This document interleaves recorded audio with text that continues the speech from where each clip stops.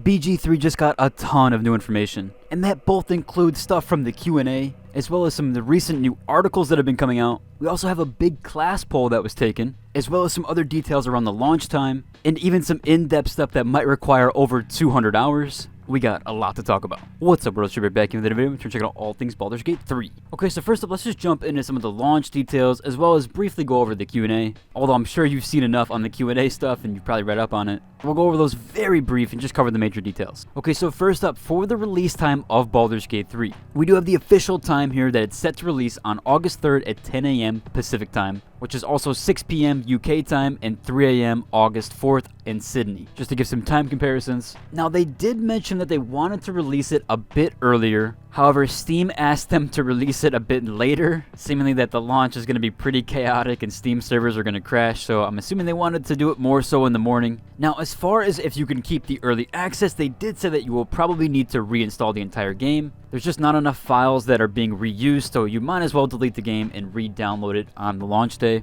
And again, I don't have a confirmation on how big it's going to be. Some are saying it's going to be 80 gigabytes. However, on the Steam page, it does say 150 gigabyte download, and that's seemingly what's on the Reddit here too. So I would presume it's probably going to be 150 gigabytes, so just be expecting that. Some other big takeaways from the Q&A are that we had that Cole Carnage character revealed. So Cole Carnage gets to be put in another game. And honestly, that type of guy does deserve it. He really is a class act. And it's cool to see content creators be put in games, or at least kind of showcased, especially for people that actually do deserve it. Now, they also did announce that you can respec anyone, and this also does include origin characters. However, two of the origin characters do have their subclasses locked. That includes Shadowheart and Weil. However, you can respec them, so there is that. Also, if you do try to respec Halsin, he will remain as a druid, and Shadowheart a cleric, and as well as Weil will remain a fiend warlock. Same for the other origins, it won't remove their tags. Also, going back to that Steam download, they said that the Steam does not allow preload for early access. Kind of unfortunate, as my internet is actually super rough. It can actually take me nearly an hour to upload an 8-minute video, which is kind of insane. But yeah, my internet's not that good, so that's a little rough for me, but for most people, I'm sure it's fine. They also said you can't really be a completionist in this game,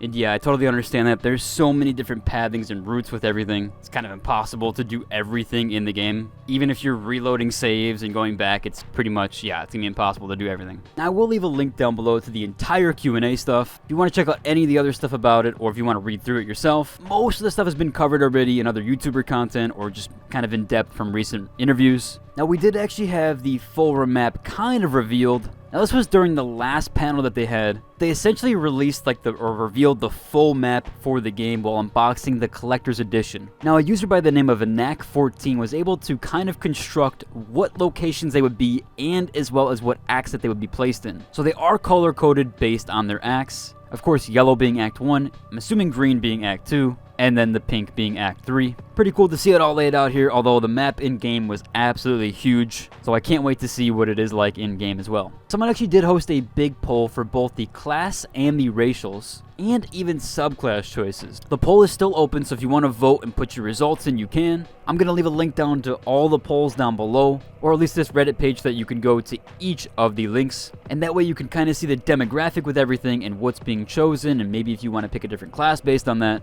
I am kind of surprised to see Warlock so high on the board, as well as Wizard kind of far down. I did expect Sorcerer to be beating it because it's just a stronger class overall with the spells. However, I do think that Wizard's going to be a little bit more fun, so I'm definitely going to play Wizard, but that is my bias there. And we have Paladin actually being the forefront runner, and Bard being up so high too is really surprising. And then Cleric, of course, is going to be last, mostly because a lot of people don't really play healers. But I would say for the most part, it's probably because Shadowheart is already a healer. She's already the Cleric subclass, so you might as well not really take another Cleric, unless you weren't planning on having Shadowheart with you, or at least a part of your team comp. Again, the results could change near launch, and that's why I want to kind of bring attention to it too as well, so we can get some more votes on there in the poll. We do have an article here that states that Baldur's Gate could take up to 200 hours to complete, which to think about is absolutely insane. One of my bigger recent single-player playthroughs, I think, was Elden Ring. I had about 140, 130 hours after everything. That was with going through the entire game, pretty much trying to go through every section and do almost every single quest. I also think I fought every single boss in that game, but I might have missed one or two. So seeing that this could take 200 hours as well, or even more than, I guess, 150 that I was at in Elden Ring, That's kind of nuts, and I could definitely see that being the case. In fact, I have like 24 hours in the early access right now just on a save, and I haven't even beat everything in the early access yet. I'm still going through the Underdark and kind of finishing out that part. I have been taking a break just to like not burn myself out for launch, although I doubt I'd be burnt out for this. Now, they did say that overall, a leisurely playthrough would be something more like 75 to 100 hours. However, if you're on the completionist, quote-unquote, route, or you want to do a lot of what's there, it's going to be about 200 hours of gameplay. To me, I love that. I love having a ton of stuff to do. I know some people don't like a really, really long game, but I do think that a leisurely playthrough being around 75 to 100 hours is absolutely perfect. For these bigger AAA story games, I really do think they should go for that 75-hour to 100-hour mark. I know some people were saying they got tired of Elden Ring, but man, it just really does offer a lot there for players to keep coming back. Now, we also have a PC Gamer article that talks about Baldur's Gate not having a D&D alignment, essentially without a lawful good or a chaotic evil. Basically, in 4th edition of D&D, it would lock you into specific roles with that. And yeah, essentially it doesn't allow for a lot of flexibility, and there's a lot of nuance there. I do think it's good to mainstream some systems where need be, especially for stuff like this that just makes it really, really complex for casuals. I do enjoy a game when it goes really in depth. Baldur's Gate seems to be doing that already. It does seem like they're able to please both audiences without subjecting it to kind of lesser quality in certain categories. I definitely think Blizzard and Diablo 4 could probably take some notes from this. However, that's a whole nother story. And jumping back to the Drop Frames interview really quickly, there was some talk about character swapping during the speech segments. I know I thought that was possible. There was a few times where like Shadowheart randomly was getting chosen, especially in one of these cave areas. I can't remember the exact location name, but no matter what, no matter how many times I would walk forward, it kept picking Shadowheart as like the talker, even though I wanted to use my character as the talker. Took forever and like 10 reloads of my save to finally get my character to be the one that was talking to them. I ended up finding out that there was like some little streaks that basically there was like a stealth check there, and the character couldn't see. There was like lines through there, so it depended on like when the character got through the line or like the field of vision of the NPC.